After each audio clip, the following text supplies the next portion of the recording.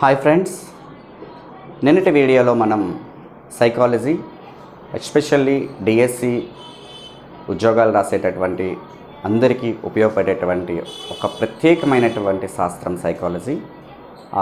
DSC ఉద్యోగార్థులందరికీ ఉపయోగపడే విధంగా సైకాలజీలో ఉన్న ప్రతి అంశాన్ని కొన్ని లెసన్స్గా, కొన్ని పార్ట్స్గా మేము ముందుకు తీసుకురావడం జరిగింది. అందులో భాగంగా పార్ట్ 1 క్లాస్లో మనోవిజ్ఞాన శాస్త్ర చరిత్ర గురించి తెలుసుకున్నాం. మనోవిజ్ఞాన శాస్త్ర చరిత్ర కోసం మీకు కావాలనుకుంటే పార్ట్ 1 చూడండి. ఈరోజు క్లాస్లో మనోవిజ్ఞాన శాస్త్ర నిర్వచనాల గురించి తెలుసుకున్నాం.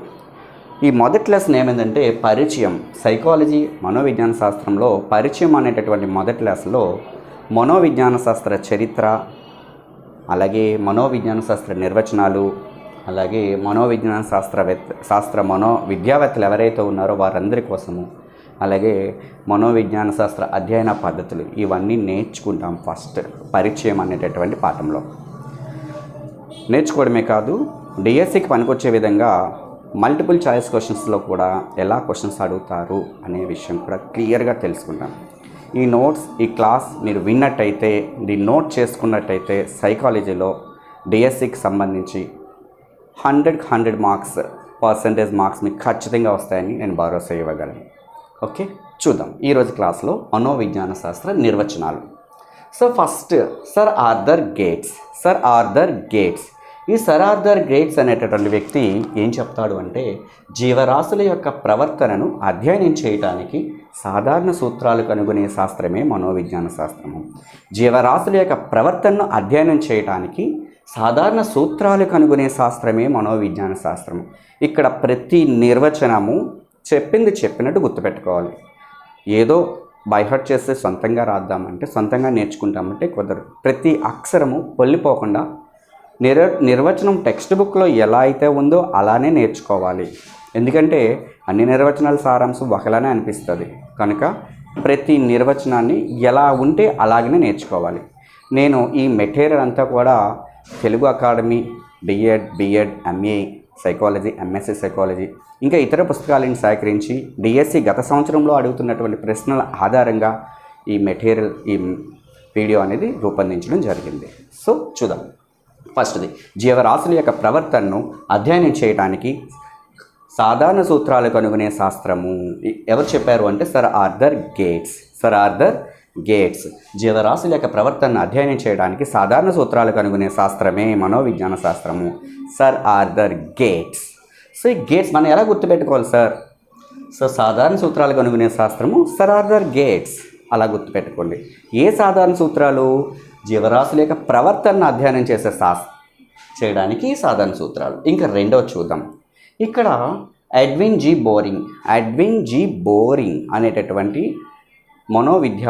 విద్యావేత్త ఈ విధంగా 2 నిర్వచనాలు ఇచ్చారు సైకాలజీకి. ఫస్ట్ది, మానవుని స్వభావమును అధ్యయనం చేసే శాస్త్రమే మనోవిజ్ఞాన శాస్త్రము.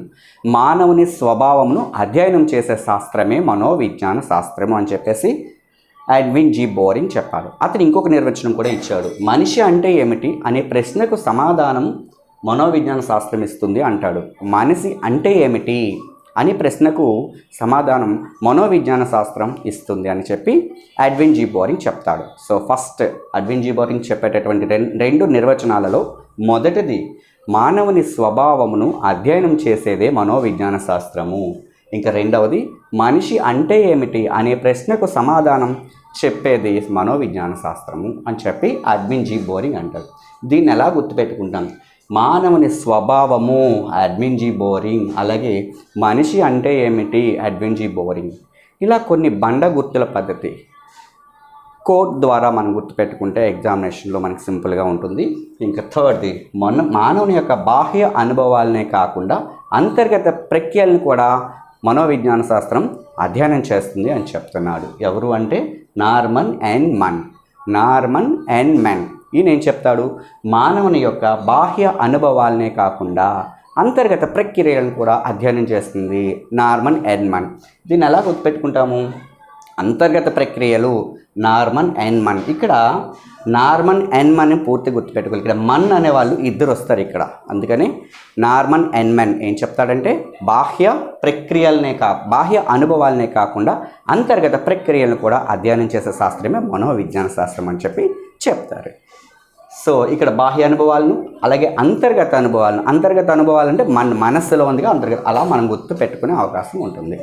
ఇంకా 4th నిర్వచనం చూస్తే మనోవిజ్ఞాన శాస్త్రము మానవుని ప్రవర్తన అంశాలైనటువంటి మనోవిజ్ఞాన శాస్త్రం మానవుని ప్రవర్తన అంశాలు లేదా ప్రక్రియలు అయినటువంటి ఇంగితాలు, భాష, శారీరక మార్పులనే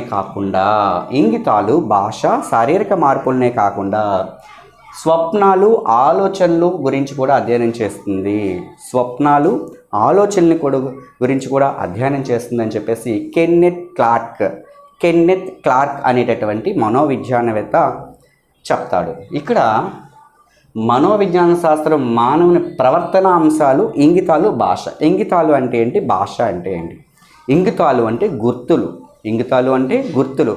ఫర్ ఎగ్జాంపుల్ సైన్ లాంగ్వేజ్ అంటాము, మౌఖిక భాష. మనకి వాటర్ కావాల్సినప్పుడు ఇలా అడుగుతాము. ఇంకేదైనా బాడీ లాంగ్వేజ్ గుర్తులు ఉపయోగించి మనం చెప్పేటటువంటి మన భాషను, మనలోని ఆలోచనలను వ్యక్తపరిచేటటువంటి దాన్ని ఏమంటారంటే, మన ఆలోచనలు వ్యక్తపరచడానికి మనం ఉపయోగించేటటువంటి బాడీ లాంగ్వేజ్నే మనం ఇంగితాలు అనొచ్చు. ఆ ఇంగితాలు అలాగే భాష, వాటినే కాకుండా అలాగే శారీరక మార్పులు, ఏజ్ తగ్గట్టుగా శరీరంలో చాలా మార్పులు వస్తాయి, అంతర్గత బహిర్గత మార్పులు చాలా వస్తాయి. ఆ మార్పులనే కాకుండా స్వప్నాలు మరియు ఆలోచనలు, మన స్వప్నాలు, మన కళల గురించి అలాగే మన ఆలోచనల గురించి అధ్యయనం చేసే శాస్త్రమే మనోవిజ్ఞాన శాస్త్రం అని చెప్తున్నాడు. ఎవరు అంటే కెన్నెత్ క్లార్క్. మళ్ళీ ఇంకొకసారి చూద్దామండి. మనోవిజ్ఞాన శాస్త్రము మానవుని ప్రవర్తన అంశాలైనటువంటి ఇంగితాలు, భాష, శారీరక మార్పులనే కాకుండా ఆలోచనలను, స్వప్నాలను గురించి కూడా అధ్యయనం చేస్తుంది. Kenneth Clark. ఎలా గుర్తుపెట్టుకుంటాం? ఇంగితాలు, భాష, కెన్నెత్ క్లార్క్. ఇంగితాలు, భాష, స్వప్నాలు, ఆలోచనలు వస్తే కెన్నెత్ క్లార్క్ అని మనం గుర్తుపెట్టుకోవచ్చు. ఇంకా 5th వన్, మానవుని ప్రవర్తనను మరియు మానవునికి మధ్య గల సంబంధాల గురించి అధ్యయనం చేసే మనోవిజ్ఞాన శాస్త్రం. మానవుని యొక్క ప్రవర్తనను మరియు మానవునికి మధ్య గల సంబంధాలను గురించి అధ్యయనం చేసేదే మనోవిజ్ఞాన శాస్త్రము అని చెప్తుంది. ఎవరంటే క్రో అండ్ క్రో అంటే ఇద్దరు క్రో అండ్ క్రో అనుకుంటే ఎగ్జాంపుల్గా. సో మనిషికి మధ్య సంబంధాలు అలా గుర్తుపెట్టుకో. మనిషికి మధ్య ఉన్న సంబంధాలను గురించి అధ్యయనం చేసే శాస్త్రమే మనోవిజ్ఞాన శాస్త్రము అని చెప్పింది ఎవరు అంటే క్రో.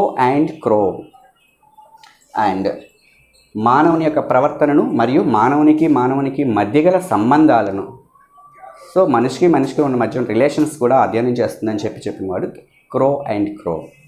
అండ్ మానవుడు తన పరిసరాలతో నిర్వహించే కార్యకలాపాల గురించి అధ్యయనం చేసేదే మనోవిజ్ఞాన శాస్త్రము. వుడ్వర్త్ ఆల్రెడీ మనకు తెలుసు, నిన్న క్లాస్లో నేర్చుకున్నాము.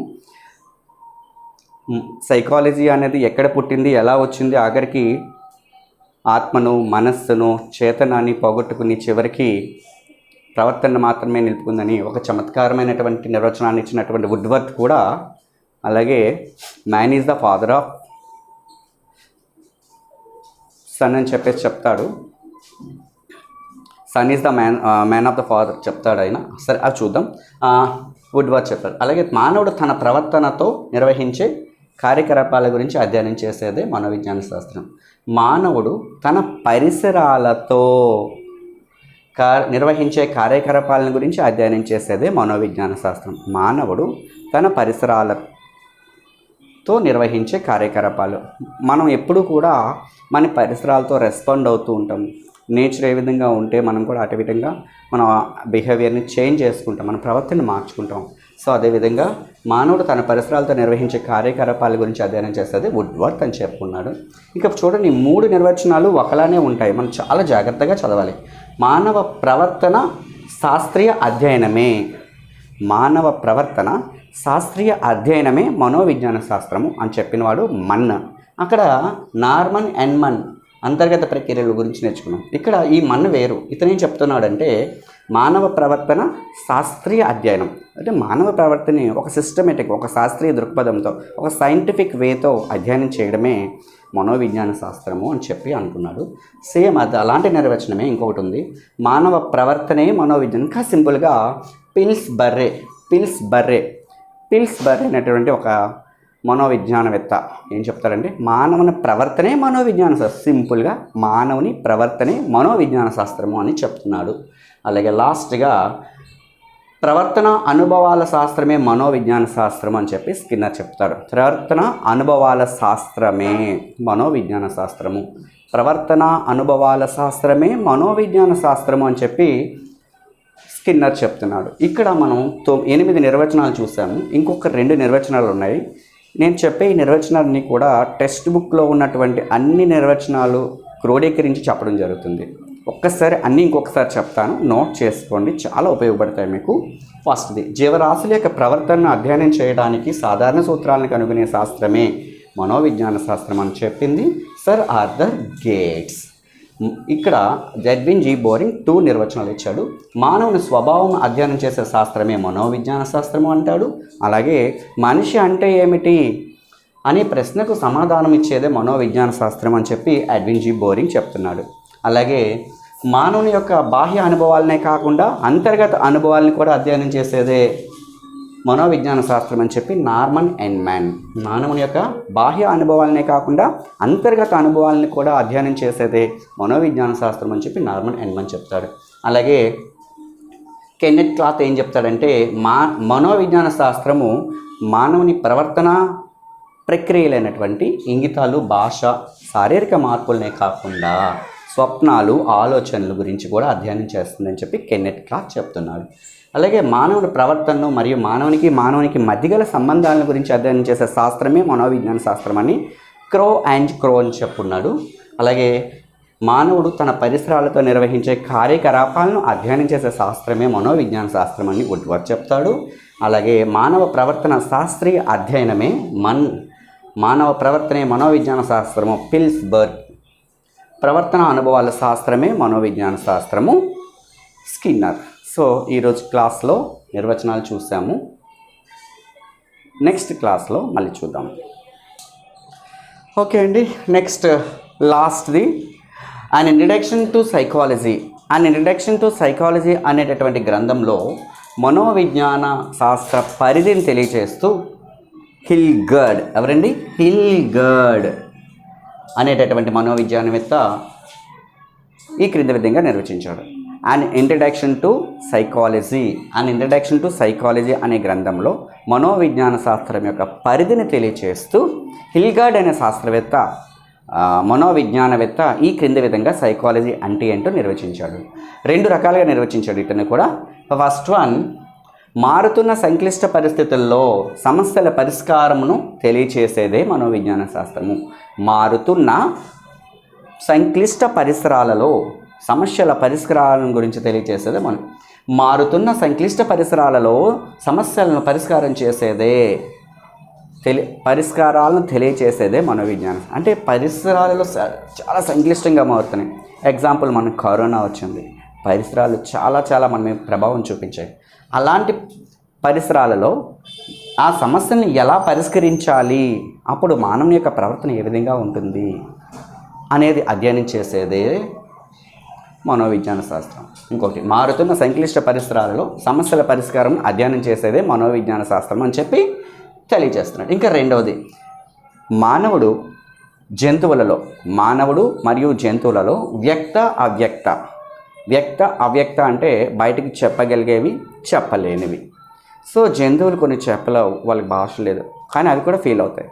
మానవుడు కూడా కొన్ని సమాజం ఆమోదించలేని కొన్ని ఆలోచనలు, అనుభవాలను బయటకు చెప్పలేడు. అలాంటి వాటిని అవ్యక్త అంటాము. సో అలా మానవుడు లేదా జంతువుల్లో వ్యక్త, అవ్యక్త, అలాగే సాంఘిక, వైయక్తిక. సాంఘిక అంటే సంఘం పరంగా 4-5 మనుషులు కలిపి ఉండేది సంఘం. అలాగే వ్యక్తిగతంగా ఉండేది వైయక్తిక. అలాగే సామాన్య, అపసామాన్యం. సామాన్య అంటే నార్మల్, అపసామాన్యం అంటే అబ్నార్మల్. కొన్ని రేర్ సిచ్యువేషన్స్లో మనం మన చాలా అబ్నార్మల్గా బిహేవ్ చేస్తాం. మన ప్రవర్తనలో చాలా మార్పులు వస్తాయి. ఫర్ ఎగ్జాంపుల్ మనకి కోపం వచ్చిందనుకోండి, కోపం వచ్చినప్పుడు మనం చాలా అబ్నార్మల్గా, సంతోషం వచ్చేటప్పుడు ఆనందం, ఈ రకరకాల సిచ్యువేషన్లో రకరకాలుగా మనం బిహేవ్ చేస్తాం. ఆ కోపము సంతోషమనే కాదు, కొన్ని కొన్ని క్లిష్ట పరిస్థితులు, కొన్ని మనం సంఘర్షణకు లోనయ్యేటప్పుడు మనం కొంచెం అబ్నార్మల్గా బిహేవ్ చేస్తాం. అలాంటి అబ్నార్మల్ బిహేవియర్స్, సామాన్య అపసామాన్య పరిస్థితులు, అలాంటి వాటిని అధ్యయనం చేసేది మనోవిజ్ఞాన శాస్త్రం అని చెప్తున్నారు. మళ్ళీ ఒకసారి చెప్తాను చూడండి. మానవుడు లేదా జంతువులలో వ్యక్త అవ్యక్త, సాంఘిక వైయక్తిక, సామాన్య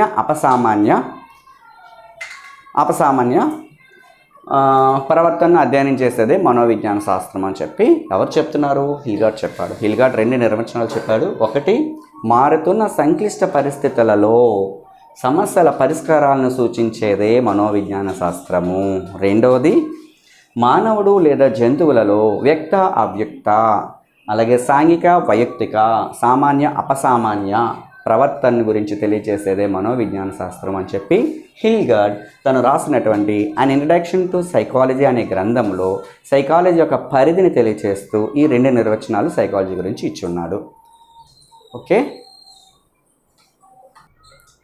ఓకే అండి. ఈరోజు క్లాస్లో పార్ట్ 2 సైకాలజీ క్లాస్లో మనోవిజ్ఞాన శాస్త్ర నిర్వచనాల గురించి తెలుసుకున్నాం. రేపటి క్లాస్లో పార్ట్ 3లో చాలా ఇంపార్టెంట్ అయినటువంటి మనోవిజ్ఞానవేత్తలు ఎవరైతే ఉన్నారో వాళ్ళందరి గురించి తెలుసుకుందాం.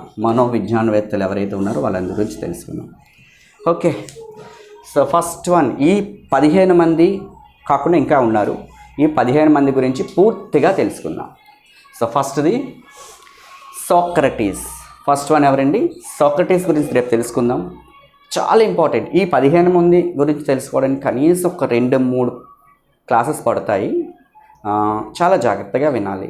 ఈ సోక్రటీస్ గురించి ఈ పార్ట్ 1 ఈ పరిచయం గురించి మొత్తం లెసన్ తెలుసుకుంటే సైకాలజీ లెసన్లో సగం పాఠాలు మనకి గుర్తు ఉంటాయి, వచ్చేసినట్టే. అందుకే చెప్పాను మొదటి క్లాస్లో, పరిచయం క్లాస్ మనం వినాలి అంటే అన్ని సైకాలజీ అన్ని లెసన్స్ అయిపోయిన తర్వాత ఈ లెసన్ చెప్పుకుంటే చాలా ఈజీగా ఉంటుంది. అయినా సరే ఈ లెసన్ బాగా చదివిన తర్వాత మిగతా లెసన్స్ చదివితే 50% లెసన్స్ కాన్సెప్ట్ అంతా కూడా ఈ లెసన్స్లో వచ్చేస్తుంది. ఓకే, రైట్, చూద్దాం. సో రేపటి క్లాస్లో పార్ట్ 3లో సోక్రటీస్ గురించి తెలుసుకుంటాం. సోక్రటీస్ యొక్క శిష్యుడైనటువంటి ప్లేటో గురించి, ప్లేటో యొక్క శిష్యుడైనటువంటి అరిస్టాటిల్ గురించి, ఈ ముగ్గురి గురించి తెలుసుకుంటాం. ఆ తర్వాత కూడా సెయింట్ అగస్తనీస్ గురించి, Russo, go back to nature అని చెప్పినటువంటి రూసో గురించి, అలాగే పెస్టాలజీ